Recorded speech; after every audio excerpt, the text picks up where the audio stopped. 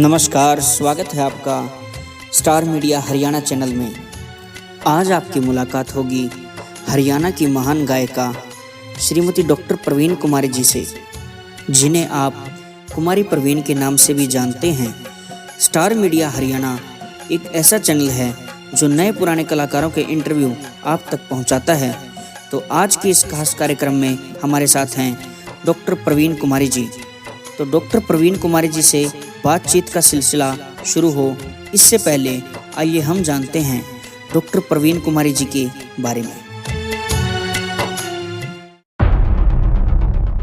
हरियाणा की महान गायिका श्रीमती प्रवीण कुमारी का जन्म 19 अक्टूबर 1978 में हरियाणा के झज्जर जिला के गांव शिवाड़ा में हुआ। वह बचपन से ही संगीत में रुचि रखती थी। कुमारी प्रवीण ने 4.5 वर्ष की उम्र में गाना प्रारंभ कर दिया। इनके परिवार में संगीत का माहौल था। इनकी माताजी संगीत कला में निपुण थी। वह इनके पिताजी लेखन कार्य के साथ साथ गायन में भी सुंदर भूमिका निभाते हैं। अगर बात की जाए इनकी शिक्षा की, इन्होंने हरियाणा के झज्जर गवर्नमेंट स्कूल में अपनी 12वीं तक की शिक्षा पूर्ण करी। इसके पश्चात कुमारी प्रवीण ने BA, B.Ed, MA, MPhil, PhD व पत्रकारिता में PG डिप्लोमा जैसी कई डिग्रियां हासिल की। डॉक्टर प्रवीण कुमारी ने हरियाणा में शादी विवाह व संस्कार के गीत गाकर अपनी आवाज का लोहा मनवाया। इन्होंने सन 2000 में हरियाणवी नाटक में काम करना प्रारंभ कर दिया। इन्होंने यह कार्य 2004 तक किया। इतने कम समय में डॉक्टर प्रवीण कुमारी ने हरियाणा को कई सुपरहिट नाटक दिए, जैसे रंगीला थानेदार, माँ का जाया, बिन माँ की बेटी व मत ना मारे माँ जैसे अन्य नाटक दिए। डॉक्टर प्रवीण कुमारी को सन 2009 में हरियाणा सरकार द्वारा फौजी जाट मेहर सिंह स्टेट अवार्ड से सम्मानित किया गया। आइए अब इनसे बातचीत का सिलसिला शुरू करते। लड़िया फूला की है लाडो, मालनिया बन के जाओ रंगीले आ उतरे बागा में, बोल गए बतड़ाए गए। बहुत सुरीले हैं। कहते हैं कि हरियाणा की कल्चर कोई कल्चर नहीं है। अरे सुनो तो सही, क्या है हरियाणा में। दादा देश जांदा परदेस जाइए, मारी जोड़ी मैं तो गुड़ियाँ भूली हो, बाबुल तेरे आड़े। स्टार मीडिया हरियाणा देखने वाले वह सारे दर्शक हैं। मंजीत भारद्वाज के उत्तर राम राम। तो दोस्तों, आज आपकी मुलाकात एक ऐसे चेहरे तक करावांगे जिसकी अपने गाने तय दर्शकों के दिला पर छाप छोड़ी है, जिसको हम हरियाणा की लता मंगेशकर जी बोल सकते हैं। आज आपके भाई मुलाकात होगी डॉक्टर प्रवीण कुमारी जी तय। तो प्रवीण मैम, आपका बहुत बहुत स्वागत है। बहुत बहुत धन्यवाद मंजीत, और स्टार मीडिया के सभी दर्शकों को मेरा हाथ जोड़कर नमस्कार। और आपको बहुत बहुत शुभकामनाएं। आपका चैनल अच्छा ग्रो कर रहा है और भविष्य में भी करता रहे। तो मैम, इंटरव्यू बाद में शुरू करांगे। आपकी मीठी आवाज़ में कोई भी एक गीत हो जाए, क्योंकि गीत तो आपकी बहुत ज़्यादा पहचान बनी थी और बहुत लोगों के दिल पर छाप छोड़ी थी। बिल्कुल। मैं अपने पिताजी का लिखा हुआ एक गीत आपको सुनाऊंगी, जिसे मैं छोटी सी उम्र से ही गुनगुनाती आ रही हूँ और जिससे काफ़ी प्राइज मैंने जीता था। दहेज प्रथा पे गीत था वो, और मतलब लाखों रुपए का प्राइज मुझे मिला उसमें। कहना तो मैं ना चाहूँ पर कहे बिना न सरता, लेन देन आड़े लोगां का पेटा को न भरता। पूरा सुनाओ, आगे भी कंटिन्यू करूँ। मात पिता अपनी बेटी ने लाड प्यार ते पाले, शानी हो जा जब ब्याह कर दे और गेल पति के घाले। कदे बेटी में दुख ना हो जा जब लग टल जा टाले, लेन देन ते कसर ना छोड़े जब लग चारा चाले। पर धन के लोभी नीचा का, पर धन के लोभी नीचा का, हिया क्यों ना घिरता, लेन देन आले लोगां का, पेटा को न भरता। तो देख लो भाई, मैम की इतनी सुरीली आवाज़ है कि हमारा न्यूज ही करे रहना, सुनते रहो और सुनते रहो।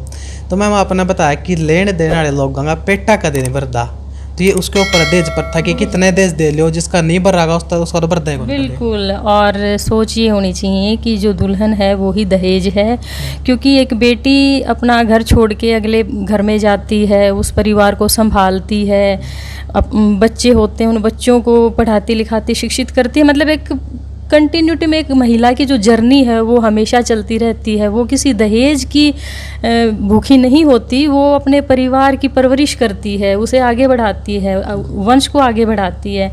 तो मेरे हिसाब से दहेज जो है वो बहुत बड़ी समस्या है, और बहुत सारी बेटियों को अपना बलिदान इस चीज़ के लिए दिया भी है। ये गलत है, ये सोच, ये प्रथा समाज से बिल्कुल ख़त्म होनी चाहिए। तो मैम आप तक जानना चाहेंगे कि आपकी स्टार्टिंग कौन से सन में हुई और आपने कैसे स्टार्टिंग करी इस इंडस्ट्री में, कि आपने सिंगिंग गाई, बहुत से फोक सॉन्ग भी गाए, आपकी स्टार्टिंग कैसे हुई थी? मैंने जैसे बताया, मेरे फादर लिखते थे और आज भी लिखते हैं, धार्मिक गाने लिखते हैं, देशभक्ति के, सोशल जो इश्यूज़ होते हैं, सामाजिक गीत उन्होंने लिखे हैं। तो मेरी शुरुआत, अगर मैं मेरे प्राथमिक गुरु कहूँ तो वैसे माता पिता ही प्राथमिक गुरु होते हैं, लेकिन अगर संगीत के क्षेत्र में भी मैं अपना गुरु कहूँ तो मेरे पिताजी मेरे गुरु हैं, और उनसे ही शिक्षा दीक्षा चली। बहुत सारे नाटक उन्होंने लिखे, उनके गाने थे, वो गाने में गाते गाते बड़ी हुई। स्कूलों में भी फिर प्रतियोगिताओं में भाग लिया, और फर्स्ट और सेकंड थर्ड इस तरह की पोजीशन स्टेट में रही है मेरी। और फिर गांव से हम झज्जर शिफ्ट हो गए थे। झज्जर में गर्ल्स स्कूल झज्जर में मैंने एडमिशन लिया। मेरी शिक्षिका थी श्रीमती आशा मल्हान जी, तो वो मुझे खूब प्रमोट किया करते गाने में। वैसे तो परिवार का साथ था ही। फिर मेरा सौभाग्य है कि उन्हीं दिनों जब मैं छठी क्लास में थी तो आदरणीय गुरुजी हैं मेरे, महावीर गुड्डू जी, वो हमारे झज्जर में ट्रांसफ़र होके आए हिंदी प्राध्यापक के तौर पे। तो उन्होंने जब देखा कि भाई बच्ची अच्छा गाती है, तो वो भी फिर मुझे आगे ले जाने लगे। जैसे यूथ फेस्टिवल्स थे या कोई भी सांस्कृतिक संध्या या कोई सांस्कृतिक कार्यक्रम जहाँ भी होते, तो मुझे हर जगह ले जाते। फिर स्कूलिंग के बाद कॉलेज में भी खूब नाटकों में भाग लिया, खूब गाने गाए, ऑर्केस्ट्रा, और डांस मैं कम करती थी, लेकिन बैकग्राउंड सिंगिंग जो डांस की होती है वो करती थी। और बस इसी तरह सफ़र चलता रहा। फिर 1999 में बीएड करने के बाद मैं एमडी यूनिवर्सिटी रोहतक में गई। तो रोहतक में मेरा संपर्क हुआ, मेरे बड़े भाई साहब हैं Jagbir Rathi ji, director youth welfare MD university Rohtak. तो उनके साथ भी खूब काम किया नाटकों में, और स्टेज पे भी काफ़ी प्रतियोगिताओं में भाग लिया। और एक बहुत फेमस हरियाणा का उत्सव कहते हैं हम उनको, रत्नावली, कुरुक्षेत्र यूनिवर्सिटी इसको अक्टूबर लास्ट में ऑर्गेनाइज किया करते हरियाणा दिवस के उपलक्ष्य में। तो वहाँ पे मैंने नाटक में भाग लिया, ऑर्केस्ट्रा में भाग लिया, सिंगिंग में पार्टिसिपेट किया। तो बस वहीं से पोजीशन भी मिली खूब, और खूब सराहा गया। और उनके आशीर्वाद से ही 2001 से पहले की बात है, 1999 और 1 से पहले 2000 में मुझे हरियाणा की बेस्ट एक्ट्रेस भी चुना गया उस वक्त। और एमडी यूनिवर्सिटी में ही फिर पढ़ते पढ़ते मुलाकात हुई नरेंद्र भाई से, नरेंद्र बलारा जी से। तो बस आपस में भगवान ने वो एक ऐसी टीम उतारी थी कि भाई आपको सोशल जो इश्यूज़ हैं उनके ऊपर कुछ करना है। क्योंकि वो जो दौर था ना, वो दौर था द्विअर्थी बात करके ठहाके मार के हंसने वाला।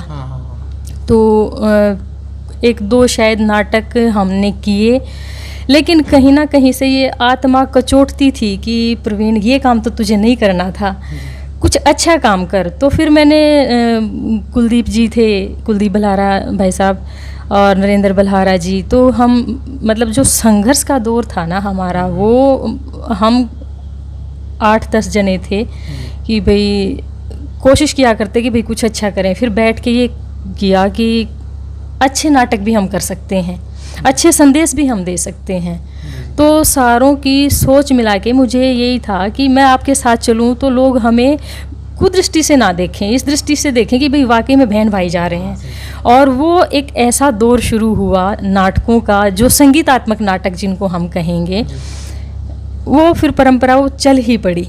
बिल्कुल। तो आपका अपनी लाइफ का पहला नाटक कौन सा था और उसमें जाने का मौका कुकर मिला? क्योंकि पहले भी कोई ऑडिशन वगैरह होते थे, क्योंकि आजकल तो ऑडिशन चलते हैं हर जगह, पहले ऑडिशन लेते हैं और फिर उसको सिलेक्ट कर रहे हैं। पहले भी ऐसा कुछ हुआ करता है? नहीं, ऑडिशन कुछ नहीं हुआ करता, बस यही था कि भाई जो जिसके संपर्क में आ गया चलो भाई जुड़ लेते हैं जी। मेरी दोस्त थी रिंकू शर्मा, तो उनके थ्रू मैं नरेंद्र बल्हारा जी से मिली थी। और मेरा जो पहला नाटक था, मुझे ध्यान नहीं आ रहा, 3-4 मतलब बैक टू बैक बहुत सारे नाटक आए। माँ का जाया था, बहान लाडली, बिन माँ की बेटी, बहू शराबी की, मतलब एक जो ब अक्षर था वो हमारे लिए बहुत शुभ था। हम ये मानते थे कि शुभ है, और फिर हमने उसी परंपरा में बहुत सारे नाटक ब अक्षर वाले, मतलब नाटक में या तो स्टार्टिंग में ही ब या बी अक्षर होता या बीच में कहीं ना कहीं उससे जुड़ा हुआ होता। और मैं आपने बहुत सारे नाटकों में बबली नाम सुना होगा, तो वो बबली नाम था, वो मेरा घर का नाम है, और उसी नाम को लेके मतलब नाटक में हम किया करते। तो यूँ था कि भाई बिल्कुल नेचुरल वे में हम नाटक कर जाया करते, बनावटीपन कहीं नहीं हुआ करता। और जो कहानी हुआ करती वो भी हर व्यक्ति के दिल को, हर व्यक्ति के जीवन को छू कर निकलती थी, क्योंकि वो सामाजिक इशू थे वो जो उठाए गए थे। जी जी। हाँ, तो आपने बताया कि आपके नाटक में, या तमाम भी आप तो पूछने वाले थे लेकिन पूछने से आपने पहला बता दिया कि आपके नाटक में बै वर्ड ज़रूर यूज़ करेगा था, जैसे बहू शराबी की, बिन माँ की बेटी, मतलब जितने भाई भाई। हाँ, तो कैसे ये अक्सर कोई सुबह था या कि बार बार ये वर्ड ज़्यादा यूज़ हो रहा था? बिल्कुल बिल्कुल, हम मतलब ये वही ना अपार सफलता थी हर नाटक की, अपने पीछे एक सफलता छोड़ते हुए जा रहा था। तो फिर यही था कि टाइटल भी बड़े अच्छे बन जाते थे बा से ही, तो इसलिए वही परंपरा चल पड़ी। और नाम भी आपने देखा होगा, नरेंद्र का नरेंद्र ही है, कुलदीप जी का कुलदीप ही है, और बबली यानी मैं प्रवीण तो बबली ही है उसमें। विनोद सांगवान जी थे, विनोद जी का नाम विनु कहा करते। हाँ, कृष्णा शर्मा जी थी, मतलब जो सारे थे दिल के बहुत करीब थे जी।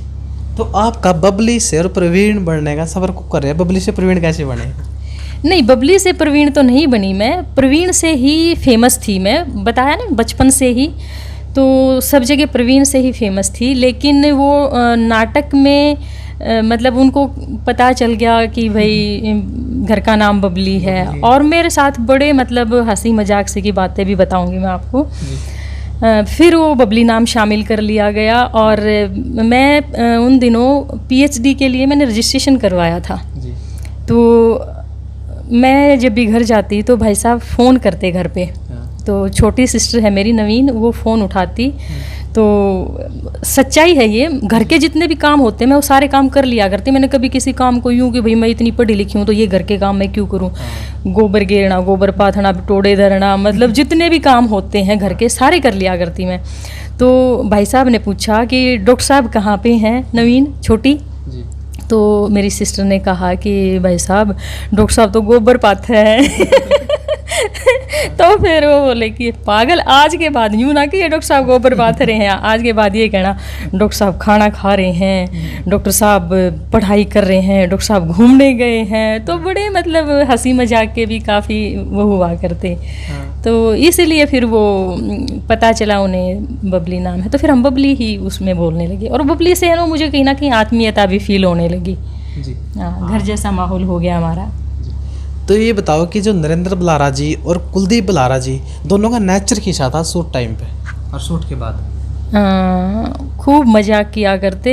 जब सीरियस होने का हुआ करता तो सीरियस हुआ करते, लेकिन कई बार यूँ कहते हैं ना कि हम कोई सीरियस बात कर रहे हैं और बीच में कोई ऐसी हंसी की बात आ गई तो वो जो बात सिरे चढ़नी होती वो भी सिरे नहीं चढ़ती, वो ठहाकों में ही निकल जाता है टाइम।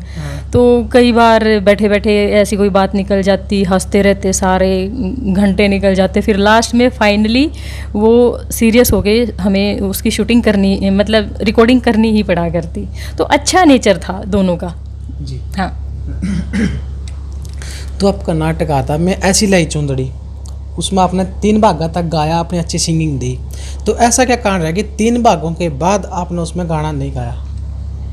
हाँ, और उसमें मेरे ख्याल से मैं ऐसी लाई चुंदड़ी नरसी के बाद से रिलेटेड था।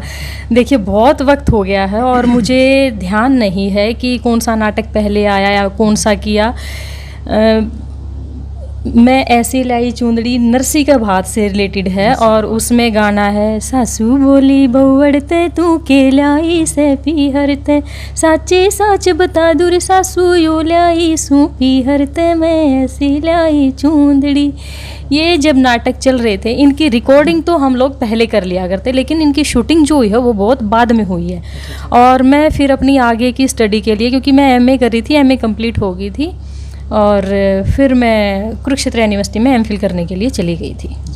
तो हो सकता है कि भाई एक रीज़न ये भी रहा हो या कोई और भी रीज़न हो सकता है।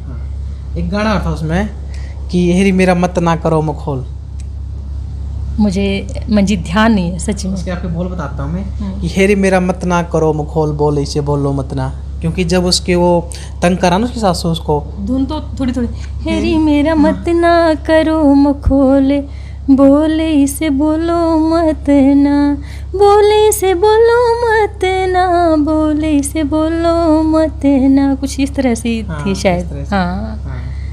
तो आपके बहुत से नाटक आए जिससे लोगों ने दिला पर छाप छोड़ दी, जैसे बिन माँ की बेटी, माँ का जाया, तो उन नाटका में एक अपनापन हो करता। लेकिन आजकल जो नाटक देखा है ना उसमें कोई भी नेचुरल चीज़ देखने को मिलती, तो कितना के कुछ अंतर लगा अपना उस टाइम पर आज के टाइम में नाटक? देखिए बहुत अंतर है। वो मैंने स्टार्टिंग में ही कहा कि नेचुरल ढंग से किए जाते थे। हाँ। एक परिवार के सदस्य जैसे बैठ के, हमारी कोई रिटन स्क्रिप्ट नहीं हुआ करती। सारे बैठ गए तो सिर्फ एक ये हुआ करता कि भाई ये विषय है और इस विषय के ऊपर हमने डायलॉग बोलने हैं, फलाने तूने ये रोल करना, धकड़े तूने ये, मुकड़े तूने ये इस तरह से बांट दिया करते, जिसके मुंह में सिचुएशन के अकॉर्डिंग जो डायलॉग आया करते वो फ्लुएंटली चला करते। और मेरे ख्याल से आज का स्क्रिप्टेड है, और लेकिन एक जो टेक्निकल चीज़ है वो उसमें क्या है, उस टाइम टेक्नोलॉजी इतनी अच्छी नहीं थी जितनी अच्छी आज है। लेकिन अगर यही टेक्नोलॉजी उस वक्त होती तो शायद वो और भी अच्छे से निखर के वो नाटक आते। क्योंकि हमने तो हुआ क्या करता, पहले रिकॉर्डिंग कर ली, उसके बाद लिपसिंग कर ली दूसरे आर्टिस्ट ने उसके ऊपर। मैंने ओरिजिनल किया है तो मेरी वॉइस के ऊपर किसी ने लिपसिंग कर ली, और वो लिपसिंग कभी मैच भी होती है कभी नहीं भी होती है। आप देखोगे वो शादी वाले कैमरे लेके उनसे किया करते। आजकल पूरे टेक्नोलॉजी बड़ी हाई है तो उस चीज़ में बहुत फ़र्क है जी। और ऐसा भी कांड रहा है कि जिसने बैकग्राउंड में अपनी अच्छी अच्छी आवाज़ दी है, जो आगे आर्टिस्ट होते थे कैमरा के सामने, लेकिन जो बैकग्राउंड आर्टिस्ट होते थे उनका नाम कुछ दबके ही रह गया। हाँ, मतलब मुंह देख टिक्का करने वाली बात होती है ना, कि भाई जो दिख गया वो ही उसका वो है। नहीं, ऐसी बात नहीं है। हाँ, ये ज़रूर शिकायत है मुझे कि जो नाटक हुआ करते उनमें जो फेस, जो चेहरे जो शूटिंग करके दिखा करते, उन्हीं को मतलब पूर्ण पात्र मान लिया जाया करता। जबकि हुआ क्या करता, हम लोग रिकॉर्डिंग किया करते तो स्क्रीन पे जो टाइटल्स के नेम के वो जो आते हैं वो हमारे नेम ना आके वो जो ऑन स्क्रीन जो लोग हुआ करते उनके नाम आया करते। तो हाँ, है मुझे इस चीज़ की थोड़ी सी शिकायत। आपकी चित्ता कैसेट में बहुत से फोक सॉन्ग आए, बहुत से फोक सॉन्ग आए, गीत सॉन्ग आए, तो आपके मन में कुछ रहा है कि ज़्यादा से ज़्यादा फोक सॉन्ग ही बनाए जाए? फोक सॉन्ग और गीत एक ही बात होती है। गीत सॉन्ग ठीक है। हाँ, देखिए, ग्रामीण परिवेश से जुड़ी हुई हूँ मैं, और बिल्कुल बड़ा शौक़ था मुझे जो हमारे लोकगीत होते हैं, जो महिलाओं के गीत होते हैं, चाहे वो ब्याह के हैं, चाहे वो जच्चा के हैं, चाहे वो बात के हैं, चाहे वो विदाई के हैं, कोई भी गीत है, तो मैं बड़ी शौक़ से उन चीज़ों को सुना करती। किसी के ब्याह हो जाया करता तो छोटी सी थी, भाग के जाया करती फेरे देखने खातर। वो फेरे हम कौन से गाने सीठने हुआ करते सारे, तो सीठने बड़े अच्छे से सुना करते। एक बार तो बड़ा हंसी का वाकया हुआ, छोटी सी थी और लेडीज आस पड़ोस की, मतलब आंगन इतना बड़ा तो खैर नहीं होता था, फेरे किसी के घर में जैसे फेरे हो रहे हैं तो बराती भी बैठ गए, ब्याह वाले भी बैठ गए, आसपास की जो रिश्ते जो चाचे ताऊ हैं उनकी बहू बेटियां बैठ गई, बाकी जो थोड़े दूर दूर के हुआ करते ना वो छत की मंडेरा पे बैठा करते। हाँ, तो मेरे को शौक था, मैं जा रही तो एक बार मेरे को किसी ने धक्का दे दिया, बरातिया में जा पड़ी मैं छत पर से ही। अच्छा। पर ये था कि बचाव रह गया, सारे देख के बच्चा किसका पड़ा भाई, बच्चा किसका पड़ा। तो मेरा रुझान था, रात में लेडीज संगीत हुआ करता, उन गीतों को सुनने, उन गीतों को गाने में जाया करती। तो इस तरह से फिर इंटरेस्ट हो गया, क्योंकि लोक धुनें जो हैं, जो लोक संगीत है वो हर जन जन का संगीत होता है, उसमें कुछ भी बनावटीपन नहीं होता। तो वो कोई भी, जिस महिला को सुर का कोई अता पता नहीं, ताल का कोई अता पता नहीं, लेकिन वो भी जब महिलाओं, गीत गाने वाली महिलाओं के बीच में बैठेगी तो भी वो उनकी ताल में ताल मिलाएगी और उस गीत को बखूबी निभाएगी, गाएगी जी। हाँ, तो प्रवीण मैम एक तो गीत हो जाए, क्योंकि आज की जो कल्चर है ना, जो आजकल के युवा है और जो आजकल की लड़कियां होती है तो पता है को नहीं गीत होवे की है। हाँ बिल्कुल। एक विदाई का गीत सुनाऊंगी मैं आपको। यो ले बाबुल घर अपना, मैं तो चलियो सजन के देश जी, मैं तो चलियो सजन के देश जी। यो ले बाबुल घर अपना, मैं तो चलियो सजन के देश जी। और भी सुनाऊंगी, बात सुनाती हूँ। मेरी जेठानी के 5 भाई, मेरी माँ का जाया 1 से, वो ते 5 आए 50 लाए, मांगी ते लाए बेबे चूंदड़ी, वो ते 1 आया लाख लाया, हीरे बंद लाया बेबे चूंदड़ी। बंदी सुनाऊंगी। लाडो बुझे दादा ने हो दादा, लाडो बुझे ताऊ ने हो ताऊ, मैं किस विद देखण जाए रंगीले आ उतरे बागा में, किस विद देखण जाए रंगीले आ उतरे बागा में। हाथ डालड़ी फूला की है लाडो, हाथ डलड़ियाँ फूला की है लाडो, मालनियाँ बन के जाओ रंगीले आ उतरे बागा में। बोल गए बतड़ाए गए बागा में, बोल गए बतड़ाए गए बागा में, मारी सावधरी लाडो के नजर लगाए गए बागा में। उसे पता नहीं कितने गीत हैं जो बहुत मेलोडियस हैं, बहुत सुरीले हैं। कहते हैं कि हरियाणा की कल्चर कोई कल्चर नहीं है, अरे सुनो तो सही क्या है हरियाणा में। 2 गीत और हो, देख तो ये था नहीं कि मैं तो गुडिया बोली हो, एक तो ये चलेगा था उस टाइम पे, अरे ये था दादा देश जांदा परदेश जाइए, दादा देश जांदा परदेश जाइए, मारी जोड़ी का बर ढूंढिए, हंस खेल है दादा की है पोती, ढूंढा से फूल गुलाब का। ये बंदड़ी में ही आता है। और दूसरा वो विदाई में आ गया। मैं तो गुड़ियाँ भूली हो बाबुल तेरे आड़े में, मैं तो गुड़ियाँ भूली हो बाबुल तेरे आड़े में, म्हारी पोती खेले है धियाड़ घर जा अपने। वैसा आज का जो कल्चर है उसमें ऐसा क्यों हो गया कि जो अपने जो गीत थे इनकी लोग भूलते जाने लग रहे हैं। आजकल तो क्यों होंगे, अगर किसी का छठी होगी, किसी का सांझी होगी, तो उसको होंगे स्पीकर लिया और उसमें इसे गाने बाज जाए, छन छन बोल रहा तेरी तागड़ी, इस डाले गाने गाओ, गीत आते को नहीं। नहीं, ऐसी बात नहीं है मंजीत। छन छन बोल रहे तागड़ी एक अलग तरह का एक्सपेरिमेंट है और बहुत ही बढ़िया गीत है। लेकिन वो, हाँ, वो बात क्या है कि आज का देखो, परिवर्तन संसार का, सृष्टि का नियम है, ठीक है। उस वक्त थोड़ा सा शांत म्यूजिक सुना करते। आजकल के बच्चे आपने देखा होगा पैदा होते ही ऐसे खुराफाती होते हैं, वो टिकते ही नहीं है। तो वही बात है कि जो संगीत है वो भी कहीं ना कहीं करवट तो बदलेगा।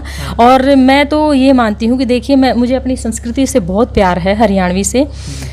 एक वक्त था कि जब डीजे भी बजा करता तो सिर्फ पंजाबी गानों पे मेरा हरियाणा नाचा करता। लेकिन अब हमारे हरियाणा के कलाकारों ने जितने बढ़िया गीत बनाए हैं ना, और वो बजते हैं, वो हरियाणा में ही नहीं, वो पूरे इंडिया में, वो पूरे वर्ल्ड में हर जगह बजते हैं। तो ये अच्छी बात है, परिवर्तन होना चाहिए, लेकिन अच्छे गीतों के साथ जरूर आगे बढ़ना चाहिए।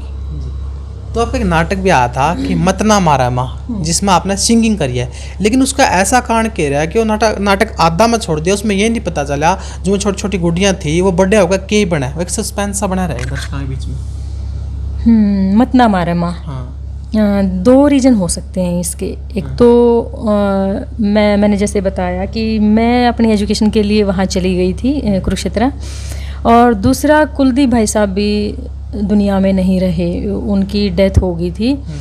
तो रीजन ये भी रहा होगा।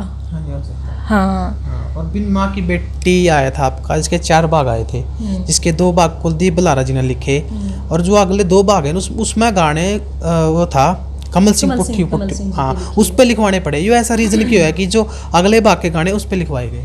इसका भी रीजन यही रहा कि कुलदीप जी नहीं रहे, तो कुलदीप जी फिर नाटक, वो उसकी स्टोरी मतलब दिमाग में एक तैयार हो चुकी थी कि भाई हमने ये करना है। फिर कमल सिंह जी ने उनके बाकी जो 2 भाग थे उनके गाने लिखे थे जी। तो बिन माँ की बेटी में जो आपके डायलॉग थे, कोई भी हो जाए। डायलॉग तो मेरे को ध्यान नहीं है, लेकिन अपनी बोली में जो अपने भाई था बोल लेगा, जो अपनी बहू का गुलाम हो उसका बोल दो। जो अपने नरेंद्र तो बोल रहा था कि नरेंद्र तो बहू का गुलाम है, रे नरेंद्र तू तो बहू का गुलाम हो गया, बहू का गुलाम तने तो ना माँ दिखती ना भाण दिखती, माँ की क्या दुर्गति हो रही है, कुछ इस तरह के होंगे, अब ध्यान नहीं है। तो लेकिन बिन माँ की बेटी का एक वाकया बताती हूँ मैं। जब माँ मर जाती है, कृष्णा, एक चीज़ और बताना चाहूँगी, कृष्णा शर्मा जी भी इस दुनिया में नहीं है। मैं इन सभी पुण्यात्माओं को हाथ जोड़कर नमन करती हूँ। कृष्णा शर्मा जी मेरे गाँव की थी और मेरी बुआ लगती थी। तो उनसे एक व्यक्तिगत सा रिश्ता था मेरा, था तो सभी से, क्योंकि सारे बहन भाई, बुआ, भतीजा भतीजी, इस तरह का माहौल था। तो वो परिवार था हमारा एक। तो जब कृष्णा शर्मा जी की मतलब नाटक में मेरी माँ की डेथ हो जाती है, तो उन्हीं दिनों मेरी माँ बीमार थी, मेरी अपनी माँ। तो उनकी डेथ हो जाती है, तो गाना था वो कौन सा था, तो सोनू शर्मा की आवाज़ में था, तो करके हेरा फेरी मेरी करगी रात अंधेरी, बोल पड़े ना माँ एक बया तेरी लाडली रोए, कुछ इस तरह से था। तो वो गाना फिल्माना था, और उस वक्त एक्टिंग नहीं थी, वो सच में ही मतलब टेक बीच बीच में कट टू कट लेना था वो। लेकिन वो मैं इतनी भावुक हो गई उस गाने में, नेचुरली मेरी आंखों से आंसू आ रहे थे, और वाकई मैं ये फील कर गई कि भाई माँ नहीं रही। तो यही मतलब वास्तविकता थी उसकी। आपका नाटक भी आता है रंगीला थानेदार, तो उसकी थीम की कुछ रही थी? कुछ याद नहीं है कुछ याद नहीं है। रंगीला थानेदार सुर में घनी मदद करूँगा तेरी, कुछ इस तरह का गीत था मेरा और राठी भाई साहब का जी। तो आपके जितने भी आपने आज तक टोटल नाटक बनाए हैं, कोई भी एक नाटक जो बिल्कुल दिल के करीब रहा हो और बार बार दिल न छूंदा रहे हो? सारे ही नाटक बहुत बढ़िया थे, और बहान लाडली और बिन माँ की बेटी, ये मेरे दोनों ही फेवरेट नाटक रहे हैं। तो उन लड़कियां देखिए कहना चाहोगी जो आज का टाइम में बिल्कुल फूटता फैला रहे अपनी हरियाणवी संस्कृति का नाम पर? उनसे कहना तो क्या चाहूँगी, बस यही प्रार्थना करूँगी, भगवान ऐसे बच्चों को सद्बुद्धि दे, बस। और कोई शब्द मेरे ख्याल से नहीं है मेरे पास। कोई एक ऐसा फैन हो आपका जो आपके बिल्कुल सारे के सारे नाटकों के जो कलेक्शन होती संभाल कर रखता हो? मुझे भी अभी थोड़े दिन पहले ही पता चला है कि मेरा एक ऐसा फ़ैन है, और उसका नाम है रवि। पानीपत में इसराना गांव है, वहाँ का लड़का है वो, और ब्लाइंड स्कूल पानीपत में पढ़ा करता। आजकल वो चंडीगढ़ में है, स्टडी कर रहा है और एडवांस स्टडी ले रहा है वो। ऐसी बात नहीं है कि भाई एक दायरे के बाद बच्चा मतलब छोड़ देता है, लेकिन वो बच्चा काफ़ी आगे बढ़ रहा है, तो मुझे खुशी है उसके लिए। उसके पास उसने ही मुझे बताया कि मैडम आपके टोटल नरेंद्र बल्हारा जी के साथ अगर भाग, जितने भी नाटकों के भाग हैं वो सारे जोड़ के बताएं तो करीबन 105 नाटक हैं। अच्छा। हाँ, और उनकी कलेक्शन उस बच्चे के पास है, और कह रहा है कि 2 नाटक ऐसे हैं, उनमें मैं कंफर्म नहीं हूँ कि भाई वो आपके हैं या नहीं हैं, क्योंकि वो अवेलेबल नहीं है, मेरे पास है नहीं। लेकिन वो मुझे अवेलेबल अगर कहीं से हो गए तो मैं वॉइस, क्योंकि कहते हैं भगवान अगर कहीं कमी देता है तो एक सेंस ज़्यादा भी देता है, तो वो वॉइस से ही ये पहचान लेता है कि ये फलाना है, ये धकड़ा है। तो वो बच्चा है, और उसने 3 नाटक और बताए मेरे, बिल्कुल जो स्टार्टिंग के थे। तो इस तरह से देखा जाए 108 नाटक हो गए। और लोकगीत हमारे जच्चा के, भात के, विदाई के, ब्याह शादी के, सीठने, ये बहुत सारे लोकगीत हैं। तो ऐसा क्यों है? आप बहुत अच्छा पर नाटक बनावा और गीत भी बनावा, लेकिन वे नेट पे आज उपलब्ध नहीं है, जिसको जनता है जो पहला देखे करते, जो अपने दर्शकों के थे, लेकिन आज उनके वो नाटक और वे गाने मिलते को नहीं, गीत नहीं मिलते। हाँ, कुछ एक तो अवेलेबल हैं, बट कुछ एक नहीं है। तो ये डिमांड तो हम कंपनी वाले, जो पहले कंपनी रिकॉर्ड करवाया करती है चीज़ें, चीता है, मैना है, सुपर लाइन है, और जगदम्बा थी, जगदीश कैसेट्स हैं, ये सारी बहुत सारी कैसेट कंपनी हैं। तो मेरे ख्याल से अगर वो इस इंटरव्यू को देखेंगे तो जगदीश कंपनी में रोहतास भाई साहब, जगदीश भाई साहब, प्लीज़ आप जितने भी हमारे नाटक थे उनको आप इंटरनेट पे अपलोड कीजिए। और दर्शन नारंग जी भाई साहब चीता कंपनी से थे, सुपर लाइन से बत्रा जी, आप सबसे रिक्वेस्ट है अगर आपके पास हमारा कोई भी नाटक है तो प्लीज़ आप उनको अपलोड ज़रूर कीजिए। तो मैम हमने देखा है कि जितने भी कलाकारों ने पूछा कि कलेक्शन किसके पास है, तो उसमें एक नाम जरूर आवा, रवि। तो ऐसा क्या खास है उस रवि में? वो बच्चा शुरू से ही सिंसियर रहा है, वो हर चीज़ के लिए मतलब मेरी उससे बात हुई तो उसने कहा कि मेरा संगीत के प्रति लगाव बचपन से ही है। और मतलब और बच्चे जहाँ पे शरारतें करते, मैं अपने म्यूज़िक टीचर के पास जाके उनसे कुछ ना कुछ, मतलब जैसे हमारे मैक्सिमम जो गाने हुआ करते फिल्मी ट्यून्स पे हुआ करते, तो वो ये पूछा करता कि सर ये गाना है, ये कौन सी धुन पे है, वो धुन मुझे बताओ, वो गाना मुझे बताओ। तो उसका शुरू से ही इन चीज़ों में शौक़ रहा है। और जो ये तो कहते हैं कि भाई जो मन को भावना होता है वो मन भावन होता है, और उसको अच्छा लगा होगा, इसलिए शायद उस बच्चे ने ये सारी चीज़ें रखी हुई हैं अपने पास। जी। तो प्रवीण मैम, आप तो जानना चाहेंगे कि आपके लगातार कंटिन्यू नाटक आने लगे थे उस टाइम में जब नाटकों का दौर था, लेकिन और वही नाटक जो जनता है, अपने जो दर्शक हुआ उनके दिलों पर छाप भी छोड़ रहे थे, लेकिन ऐसा क्या कारण हुआ कि आपने उन नाटकों ने दूरी बना ली? मैं 2 बार पहले रिपीट कर चुकी हूँ वही बात। मैं एमफिल करने के लिए कुरुक्षेत्र चली गई। जैसे ही मेरी एमफिल कंप्लीट हुई तो मेरी प्लेसमेंट हो गई कुरुक्षेत्र यूनिवर्सिटी में, डिपार्टमेंट यूथ वेलफेयर में, एज सुपरवाइज़र यूथ वेलफेयर मैंने कुरुक्षेत्र यूनिवर्सिटी में ज्वाइन कर लिया था सितंबर 2013 में, सॉरी 2003 में। तो 2003 से 13 के बीच में ये तो आप कह सकते हैं कि भाई मैंने वो जो कैसेट्स और सीडी का जो दौर था उससे निकल गई। लेकिन ये आप मुझे नहीं कह सकते कि आप बिल्कुल मतलब गायब हो गए, क्योंकि उस दौरान भी मैं जुड़ी रही, क्योंकि एक तो मेरा डिपार्टमेंट इतना बढ़िया था, वहाँ के मेरे आदरणीय श्री अनूप लाठर जी डायरेक्टर यूथ वेलफेयर हुआ करते, बिल्कुल पिता पुत्री की तरह हम लोग रहे, और खूब वहाँ पे यूथ फेस्टिवल किए, करवाए कॉलेजेस के, तो ऑफिस वर्क हो जाया करता। फिर मैं भी एसोसिएट थी, एक तो आकाशवाणी के भी प्रोग्राम किया करती, और फिर कल्चरल अफेयर डिपार्टमेंट चंडीगढ़ आदरणीय श्री भाल सिंह बलहारा जी, जिनको हरियाणा का मोहम्मद रफ़ी कहा जाता है, और सारे हरियाणवी मैक्सिमम गाने उनकी आवाज़ में हमारी फिल्मों के, भाल सिंह बलहारा जी। तो उनसे भी यूथ फेस्टिवल्स में मुलाकात हुई, वो जजमेंट पे आया करते, हम उनको बुलाया करते। तो उसके बाद फिर कल्चरल अफेयर से भी मैं प्रोग्राम करने लगी। कलाग्राम चंडीगढ़ में प्रोग्राम किए मैंने, इंद्रधनुष ऑडिटोरियम है माना हुआ, उसमें भी प्रोग्राम किए हैं, और यवनिका में प्रोग्राम किए हैं, ट्रेड फेयर में प्रोग्राम किए हैं, गीता जयंती कुरुक्षेत्र ब्रह्म सरोवर पे प्रोग्राम किए हैं, सूरजकुंड मेले में प्रोग्राम किए हैं। तो जुड़ी रही हूँ मैं, ऐसी बात नहीं है कि मैंने छोड़ दिया। हाँ, ये था कि वो नाटक करना छोड़ दिया, लेकिन मेरी सिंगिंग कंटिन्यू रही। और ये जो सफ़र था ये 2003 से लेके और 2013 तक, यानी कि 10 साल पूरे, मैंने कुरुक्षेत्र यूनिवर्सिटी में सुपरवाइज़र यूथ वेलफेयर के तौर पे आदरणीय श्री अनूप लाठर जी, आपको ध्यान हो, फिल्म चंद्रावल में एक रोल था उनका, और बहुत फेमस रोल था वो, उनसे मतलब टांडो आ गया। हाँ, टांडो आ गया। हाँ, वो मेरे पिता समान अनूप लाठर जी, उनके सानिध्य में मैंने काम किया, खूब यूथ फेस्टिवल्स करवाए।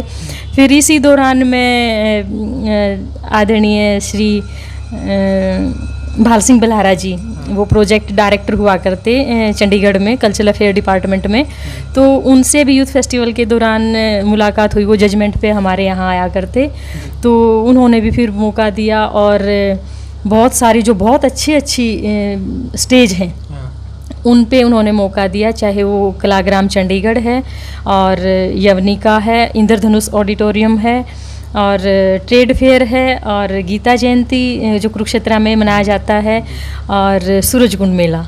मतलब ऐसी ऐसी जगहों पे मैंने प्रोग्राम किए हैं, मतलब उनकी मुख्य धारा में कहीं ना कहीं मैं शामिल रही हूँ। और मेरा सौभाग्य रहा है कि भाई मैं ऐसे ऐसे विद्वान लोगों के संपर्क में रही, उनका प्यार मुझे मिला, एक बहन की तरह, एक बेटी की तरह। तो आपके जो नाटकों की शूटिंग हुई करती है उसकी मेन लोकेशन रहे कड़ा कर दी, क्योंकि आज का टाइम पर जगह जगह फिल्म सिटी बनी हुई है हर एक शहर में। पहले ही कोई फिल्म सिटी हुई करती है? भाई हमारी कोई फिल्म सिटी नहीं थी उस टाइम पे, जिसका घर न्यू मिला, हाँ कि यो बहु गरीब की नाटक दिखाना है, हाँ। तो पुराना सा किसी का भैंसा तबेला ले लिया करते गाँव में। नरेंद्र भाई साहब का अपना घर हो जाया करता अस्थलबोर में, गांव के लोग बड़े राजी होया करते, बड़े फैन थे हमारे, हाँ। तो वे कहा करते मारे कर लो आगे ना। तो लोकेशन की हमारे दौर कोई कमी नहीं थी, हमारे दौर कोई फिल्म सिटी नहीं थी, लेकिन हमारे दौर बहुत सारे घर थे, अच्छा। हाँ, जो हमें अपना मानते थे, हम जहाँ पे जाके कुछ भी काम, मतलब ये काम कर सकते थे अपने। जैसे कि आपने बताया बहुत सारे घर थे, लेकिन उसके बाद लोगों के दिल में भी घर बना लिया। हाँ बिल्कुल, लोगों के दिल में बसते थे। तो आगे अब आपकी और क्या प्लानिंग है फ्यूचर में, कि और भी जो दर्शक सुनने तरसन लग रहे हैं कि और भी मैडम के गीत आवे, तो क्या कुछ सोच रहे हैं फ्यूचर के लिए? देखो भविष्य में क्या होता है ये हमें नहीं पता होता, लेकिन अब 2013 से लेकर और अब 2022 है, तो मैं स्कूल में म्यूज़िक लेक्चरर के तौर पे काम करती हूँ गवर्नमेंट स्कूल में, और अपने बच्चों को, जो मेरे स्कूल के बच्चे हैं, उनको सिखाती हूँ, उनको गाने भी सिखाती हूँ, उनको डांस भी करवाती हूँ, और नाटक भी करवाती हूँ। और भगवान की दया से मेरे बच्चों की डिस्ट्रिक्ट में और स्टेट में पोजीशन भी रहती है। और शिक्षक के तौर पे हमारा टीचर्स का भी कंपटीशन होता है रंगोत्सव करके, तो उसमें भी लास्ट ईयर मेरी पूरे हरियाणा राज्य में 2nd पोजीशन रही थी। तो कुछ ना कुछ कर रही हूँ, और अगर थोड़ी सी कहीं से टेक्निकल सपोर्ट मिले तो मैं आगे भी अपने जो लोकगीत हैं उनको गाकर प्रिजर्व, मतलब संरक्षित करना चाहती हूँ। तो आपने बताया कि आप दोबारा वही जो पहले अपने गीत चले कर दे उसी में काम करना चाहती हो, उसी टाइप में? नहीं, उस टाइप में भी नहीं कह सकते, क्योंकि परिवर्तन तो ज़रूरी है, कुछ और नई चीज़ें ज़रूर लेके आना चाहती हूँ मैं। और एक भजन और जाते जाते कि धन जो बन और खाए कोई मत करो रे हमारो। NDTV हरियाणा पे हरविंदर मलिक मेरे बड़े भाई साहब, उनके चैनल पे मैंने रागनियाँ गाई हैं, तो ये भजन है हमारा, ये मैं आपके सामने ज़रूर गुनगुनाऊंगी। और ये क्या, और भी बहुत सारे ऐसे गीत हैं जो मैं गुनगुनाना चाहती हूँ। धन जो बने और काया रे नगर की, मत कोई करो रे मरोड़। धन जो बने और काया रे नगर की, कोई मत करो रे मरोड़।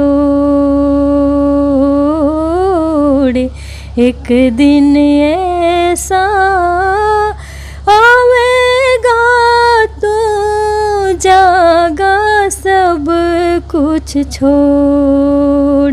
ओ धन जो बने और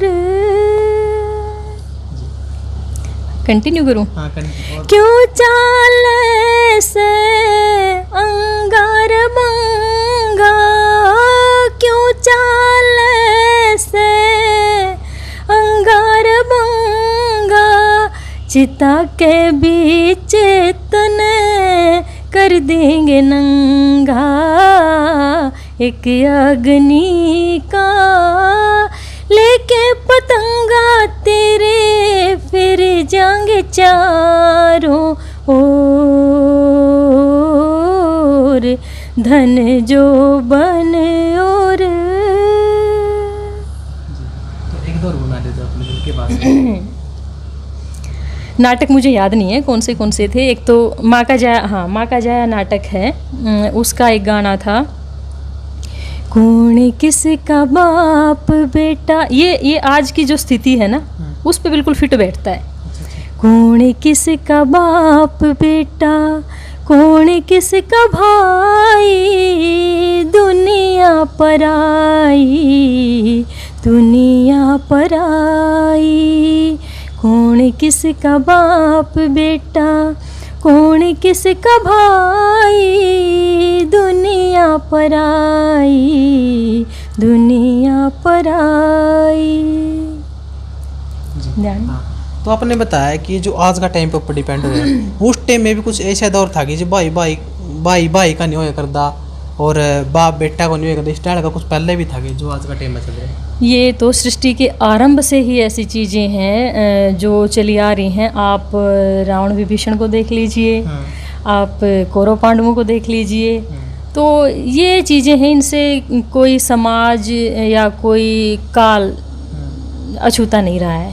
क्योंकि आज का टाइम में तो कुछ ज़्यादा ही बढ़ गया है। हाँ। माँ बाप की कदर को नहीं रही। बिल्कुल। तो मैम आपका बहुत बहुत धन्यवाद, अपना कीमती टाइम काट दिया इंटरव्यू का। बहुत बहुत धन्यवाद मंजीत, और एक बार फिर से आपको शुभकामनाएं। तो ये ऐसे बने रहिए, और ऐसे और भी कलाकार जिसको आप चाहोगे भाई एक बार कमेंट जरूर कर देना कि किसका इंटरव्यू आपने देखना चाहो। भाई कहीं एक कमेंट आएगा कि कृष्णा शर्मा जी का इंटरव्यू लेकर आओ। भाई कृष्णा शर्मा जी के बारे में मैम बताओगे आपको? श्रोताओं, कृष्णा शर्मा जी मेरी बुआ थी, मेरे गांव की थी, लेकिन वो अब इस दुनिया में नहीं है, उनकी डेथ हो चुकी है। कुलदीप बल्हारा जी का जो इंटरव्यू में मैंने आपको बताया, उनकी भी डेथ हो चुकी है। नरेंद्र भाई साहब का आपको सबको पता ही है। और ऐसे कलाकार हैं, अब भी हैं, विनोद सांगवान जी हैं, बहुत अच्छी कलाकार हैं, लेकिन वो आपको सर्च करना पड़ेगा। ठीक है। और मेरे ख्याल से